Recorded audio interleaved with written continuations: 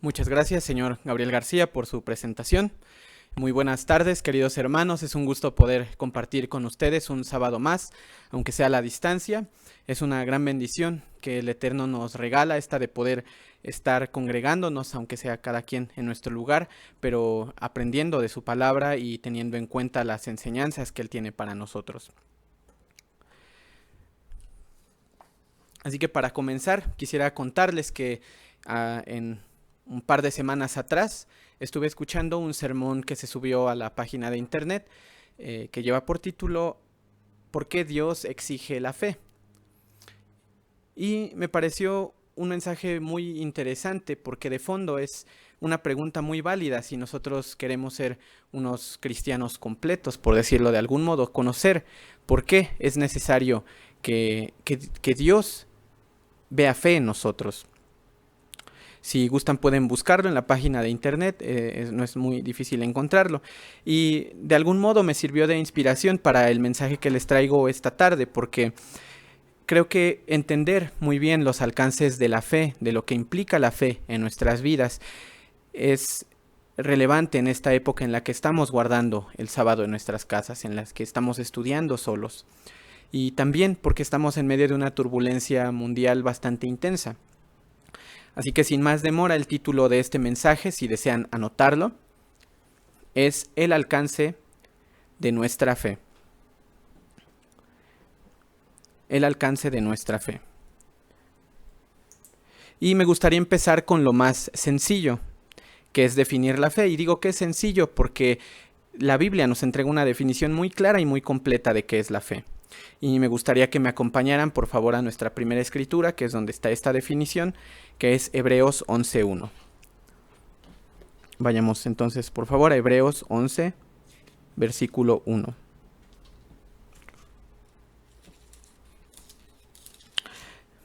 Hebreos 11:1 nos dice, es pues la fe, la certeza de lo que se espera, la convicción de lo que no se ve. Y esta definición que se nos brinda en la Biblia es en sí una definición del término griego que se utiliza para la palabra fe. Este término es pistis, así como suena, pistis. En hebreo se traduce como fe. Y esta palabra, en su definición más general, puede interpretarse como una confianza ciega promovida por algo. En este caso, que es una confianza ciega promovida por Dios. Esta definición de Hebreos 11:1 está reformulando lo que significa la palabra pistis. Y quisiera que nos detuviéramos en esto, en la importancia de la palabra pistis, antes que otra cosa, porque es importante tanto en sí misma como en la definición que nos brinda la escritura de Hebreos. Así que en primer lugar hay que entender tres cosas. La primera es ¿a qué se refiere la palabra confianza? ¿O qué podemos entender nosotros por confianza? La segunda es por qué es una confianza ciega, entre comillas. Y en tercer lugar, ¿de qué forma es promovida por Dios? Así que vamos a pasar a este primer punto, que es ¿qué es la confianza? Los diccionarios nos dicen normalmente que la confianza es la expectativa de que otra persona, de que un animal o una cosa van a reaccionar positivamente a una situación determinada en la que nosotros la coloquemos. Y vamos a usar ejemplos un poco burdos porque a veces es la forma más sencilla de entender un concepto tan abstracto. Por ejemplo, podemos tener confianza en que en que nuestro sartén no va a pegar la comida que cocinemos en él. También podemos esperar que nuestro perro guardián va a detener a un posible ladrón que llegara a entrar a nuestro hogar. Y también podemos esperar que nuestra pareja no nos rompa el corazón. Esas son expectativas. Tenemos confianza en que eso va a ocurrir.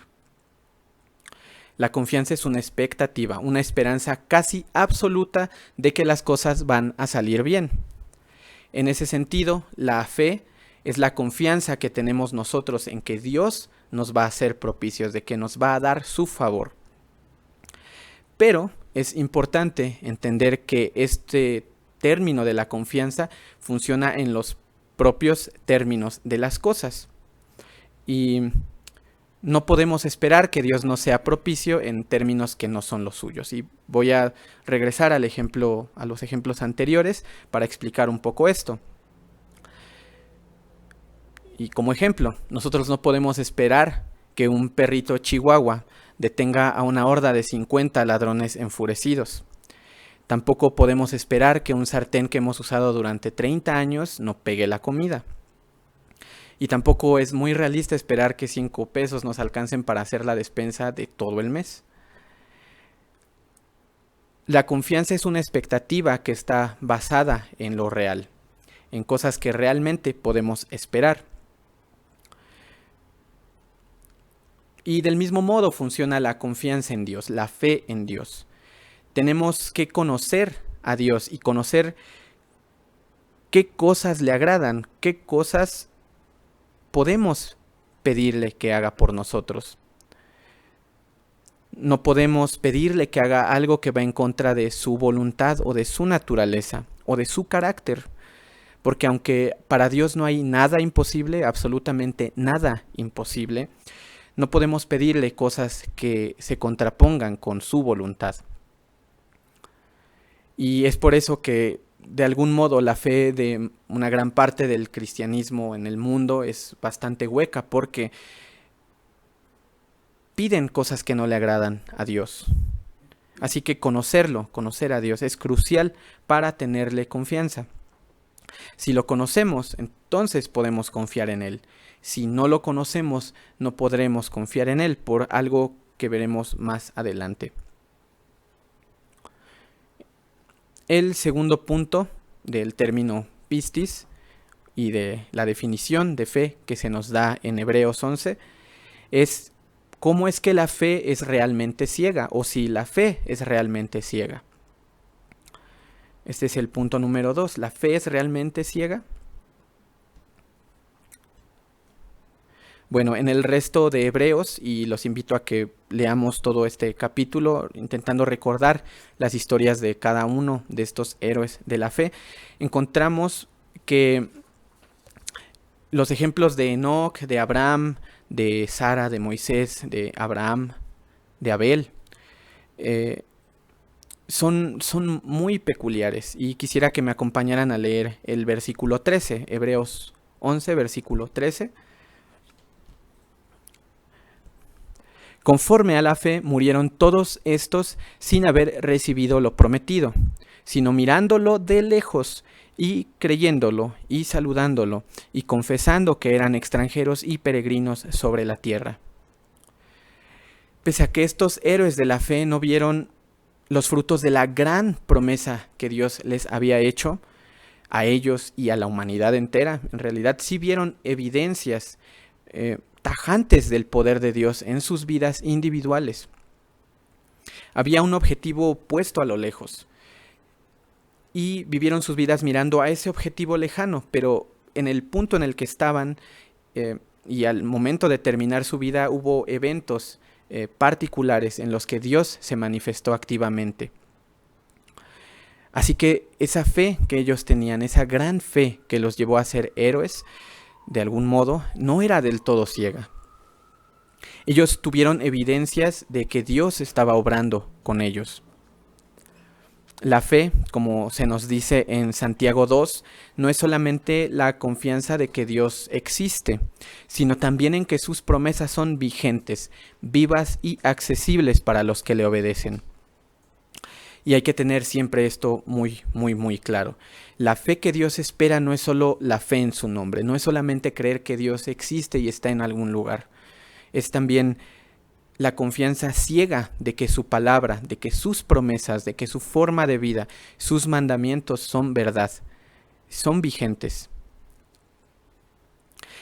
Para hacernos parte de estas promesas de Dios, como Abraham, como Isaac, como Jacob, como Moisés, como Rahab, como Noé, como Enoc, necesitamos creer junto con que Dios existe, que esa promesa es verdad.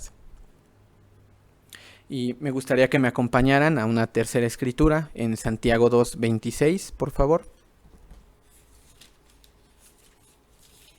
Santiago 2, versículo 26. Porque como el cuerpo sin espíritu está muerto, así también la fe sin obras está muerta. Así que la fe no es como tal ciega, porque mediante las obras promovidas por esa misma fe, podemos comprobar la forma en la que Dios obra en el mundo y en nosotros. El dicho popular dice que primero hay que ver para creer, pero el llamado de Dios es muy distinto. Es primero creer y obrar en consecuencia y después ver los resultados de esa fe y de esa acción conjuntas. Y tenemos el ejemplo de Noé. Él creyó primero en la amonestación de Dios a la humanidad. Y eso lo llevó a construir el arca y a llevar una vida íntegra también. Y después él vio el diluvio y vio la protección de Dios a esa arca que construyó. Y vivió y es un gran ejemplo de fe. Rahab también creyó primero. Creyó que Dios el Eterno estaba del lado del pueblo de Israel. Así que luego obró escondiendo a los espías y después vio la protección de Dios a su hogar y su familia. Así que para nosotros es ahora un ejemplo de fe viva. En Juan 14:15, no es necesario que vayamos allá, nosotros leemos que Jesucristo nos indicó directamente que si lo amamos, guardaríamos sus mandamientos. Es decir, que íbamos a obedecer esos mandamientos que Él nos dio. Es decir, lo íbamos a obedecer. Y no solamente tenemos este llamado de Jesucristo, lo tenemos desde mucho tiempo atrás. Y lo hizo Moisés al pueblo de Israel en Deuteronomio. Y quisiera que me acompañaran allá a Deuteronomio 10.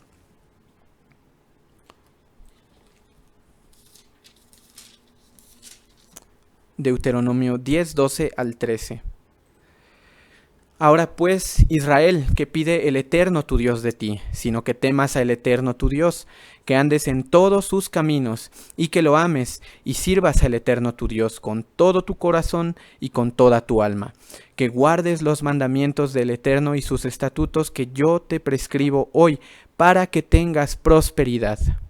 Esta última parte de la promesa es muy importante cuando hablamos acerca de la fe. Y es que lo que nos dice Moisés en esta parte es que no solamente es creer a ciegas, es creer, es hacer y después comprobar en los hechos las evidencias claras que sustentan nuestra creencia en que Dios cumple a su promesa. Así que en principio la fe sí es ciega, pero después, a través de las obras, nosotros podemos comprobar que esa fe sí tiene fruto. Y más adelante, en Deuteronomio 10:21, leemos Deuteronomio 10:21, Él, el Eterno tu Dios, es el objeto de tu alabanza, y Él es tu Dios, que ha hecho contigo estas cosas grandes y terribles que tus ojos han visto.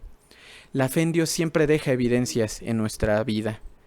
A veces es simplemente la paz que sentimos cuando nos vamos a acostar y podemos dormir plácidamente durante las horas que podamos. O también la felicidad que sentimos de compartir un sábado con nuestros seres queridos.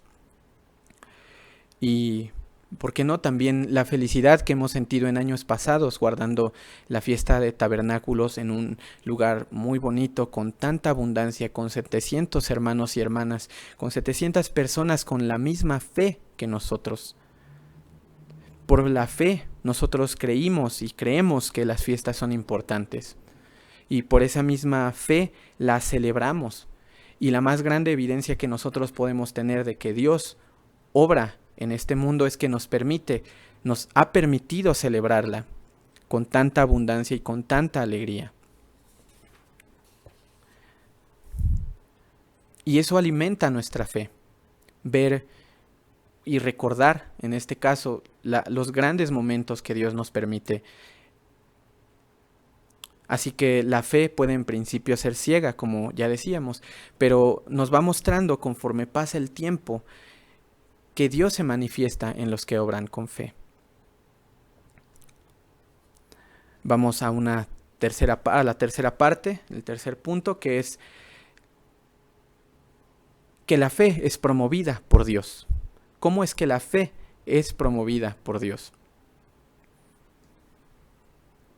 Y quisiera extenderme un poco más en este punto, porque es importante hacer algunas aclaraciones respecto a la palabra pistis que se utiliza en Hebreos 11. Esta palabra, que se usa en el griego antiguo, está formada por dos partes en realidad, que en los lenguajes modernos podríamos distinguir como dos partes separadas. La primera de ellas está relacionada con la persuasión que ese objeto o persona ejerce sobre nosotros. Y la segunda parte es la confianza, que es producto de esa primera persuasión. Así que vamos a usar de nuevo el ejemplo del sartén para entenderlo un poco mejor. Podríamos explicar el término pistis de la siguiente forma. Y supongamos que tenemos en mano un sartén completamente nuevo, con sus etiquetas y sus calcomanías. La acabamos de sacar del centro comercial. Y el hecho de que esté nuevo nos hace pensar de que está en perfecto estado y que su funcionamiento va a ser el mejor que podríamos esperar de él. Entonces nosotros confiamos, el sartén nos hace pensar que no va a pegar la comida. Y entonces nosotros confiamos en que no lo va a hacer. Ese sartén nuevo nos hace pensar que está en óptimo estado y entonces nosotros confiamos. En griego antiguo podría decirse que tenemos pistis en ese sartén. Y en ese sentido, el hecho de que la fe no es del todo ciega se explica en este término de pistis. Hay una persuasión previa que nos hace tener confianza en Dios. Y bueno, ¿cuál es esta persuasión?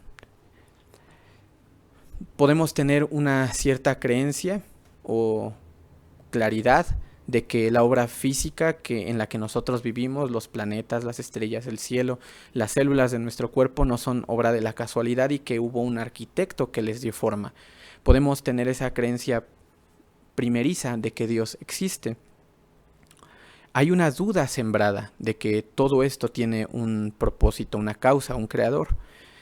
Esa es una primera persuasión. Y aquí podemos elegir uno de dos caminos. El primero es quedarnos con esa creencia y el segundo es intentar comprobar si es cierto. Podemos quedarnos con esa idea primera de que el sartén no va a pegar la comida o podemos comprobar las capacidades del sartén.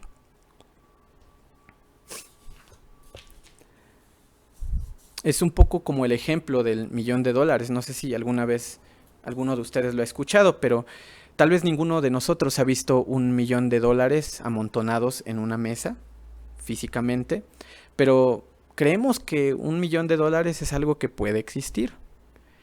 Bueno, tal vez nosotros creemos de forma análoga que Dios existe, pero no lo hemos comprobado, no lo hemos visto. Pero en ambos casos, en el $1.000.000 y en la creencia en Dios, nosotros podemos hacer algo para comprobarlo, para saber si es cierto.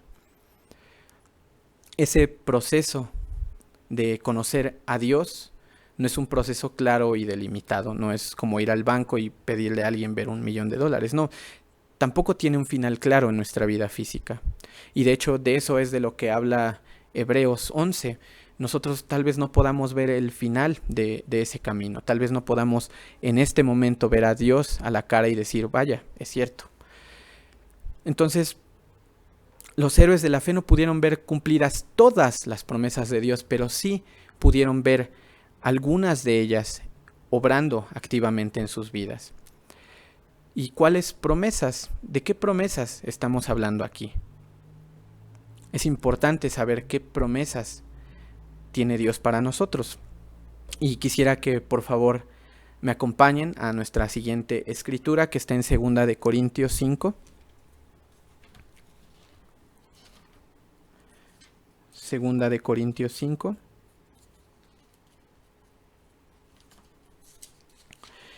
Y vamos al versículo del 1 al 10.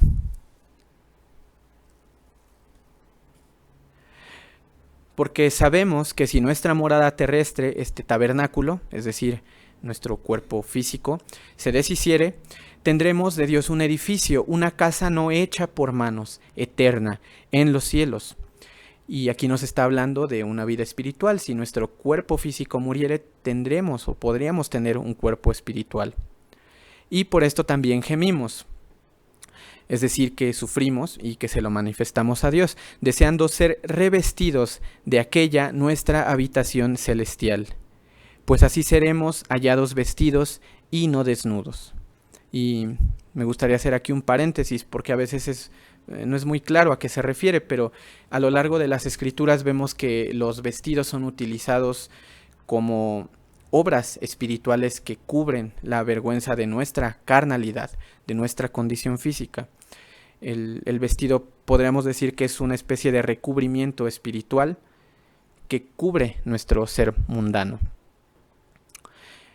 Entonces, versículo 4, porque asimismo los que estamos en este tabernáculo gemimos con angustia, porque no quisiéramos ser desnudados, sino revestidos, para que lo mortal sea absorbido por la vida.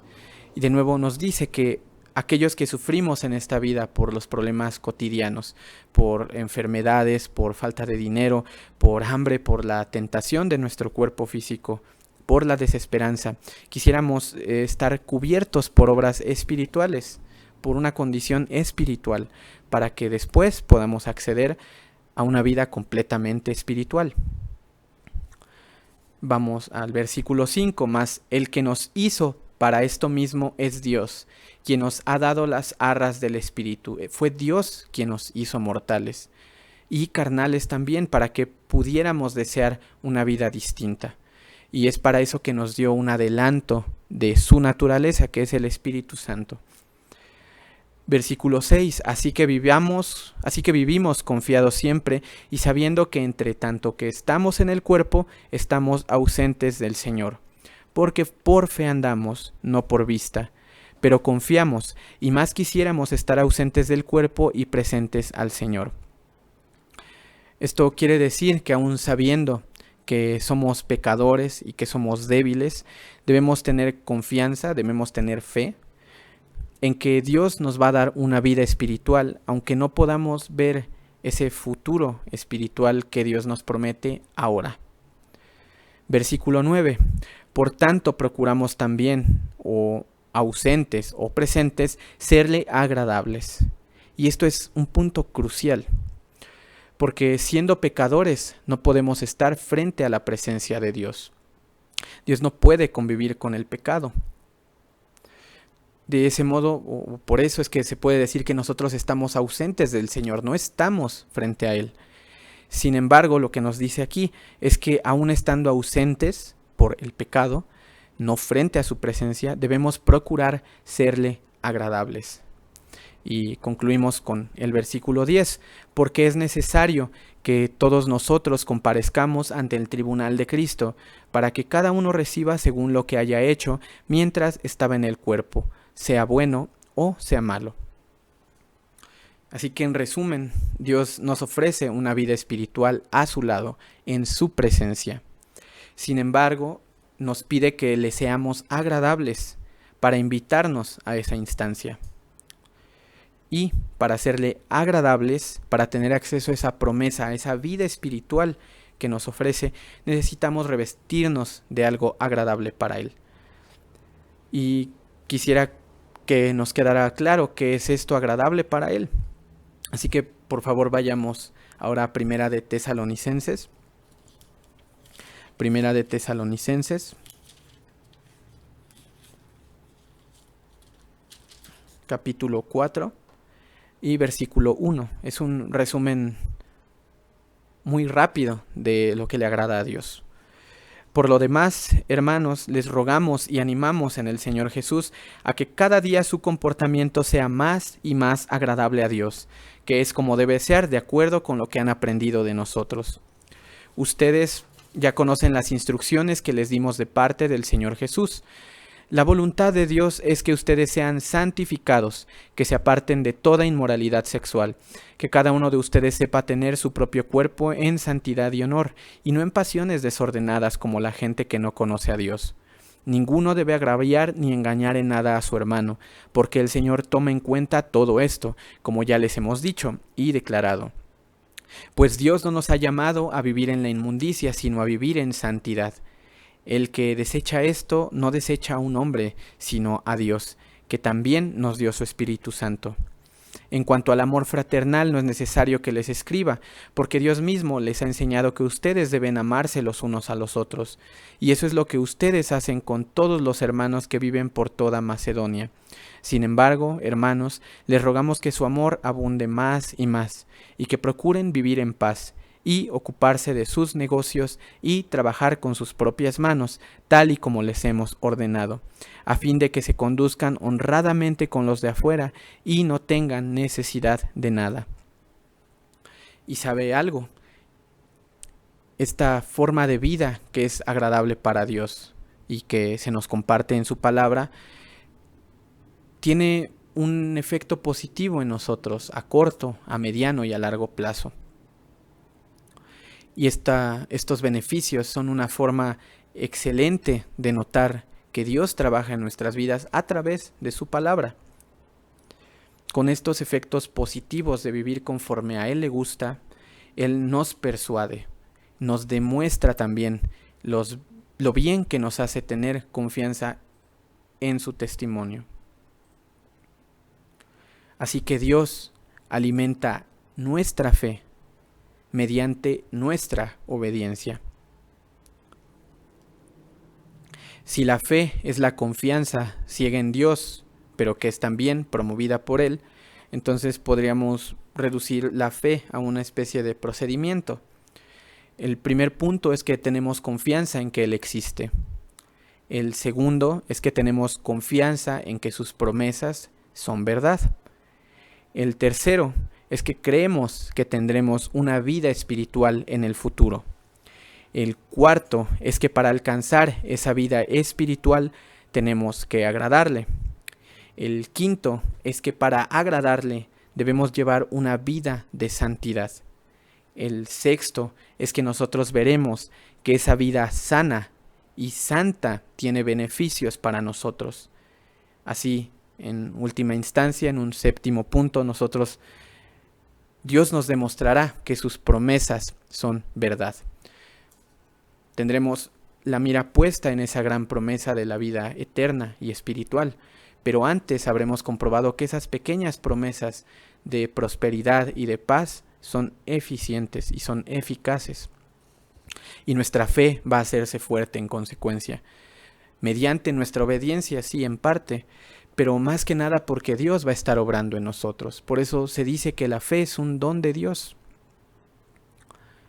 Y ya para ir concluyendo, hemos examinado cómo el término fe en la Biblia abarca mucho más de lo que mucha gente piensa que abarca. Y no es solamente una creencia ciega, tiene unos matices distintos. En estos tiempos en los que nos encontramos a solas en casa y que tenemos cierta incertidumbre sobre lo que viene y sobre lo que va a pasar, es vital que avivemos nuestra fe.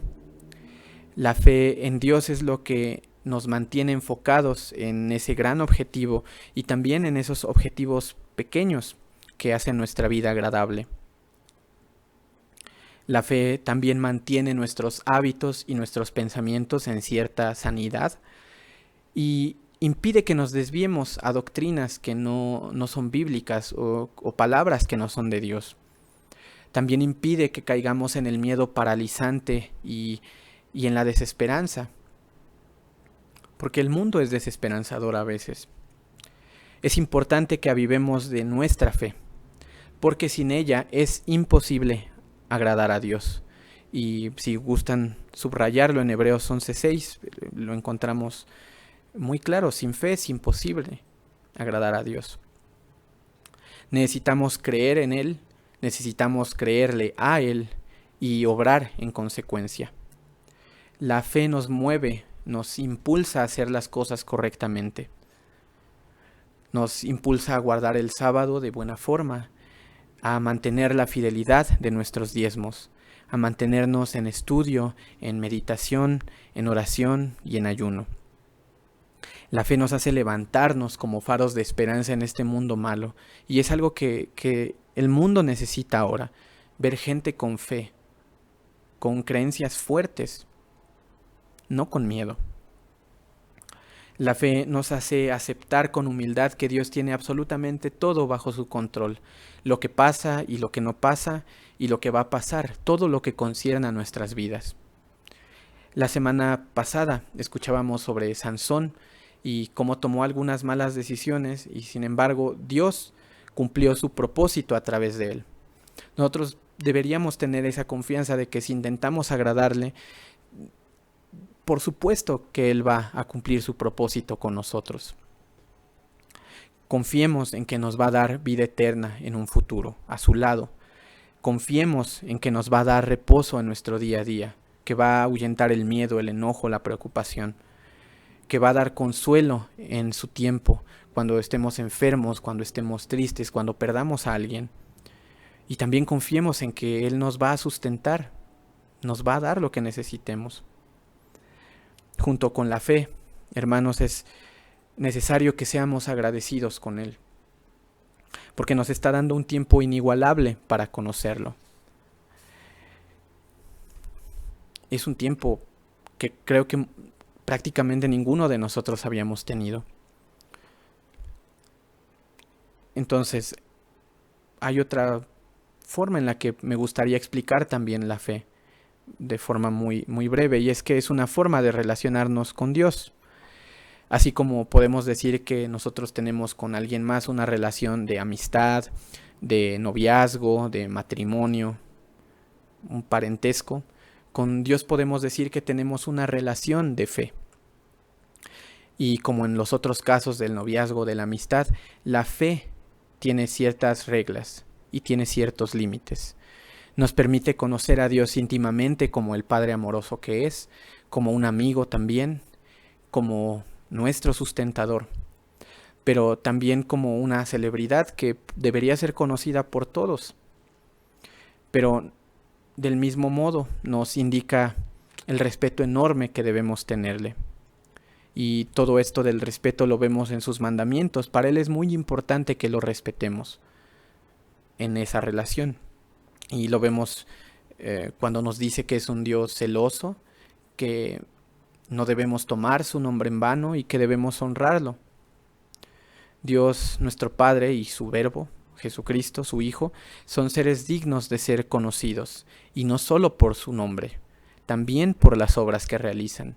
Y nosotros, ellos están trabajando en nosotros, somos un buen ejemplo de cómo Él obra en el mundo.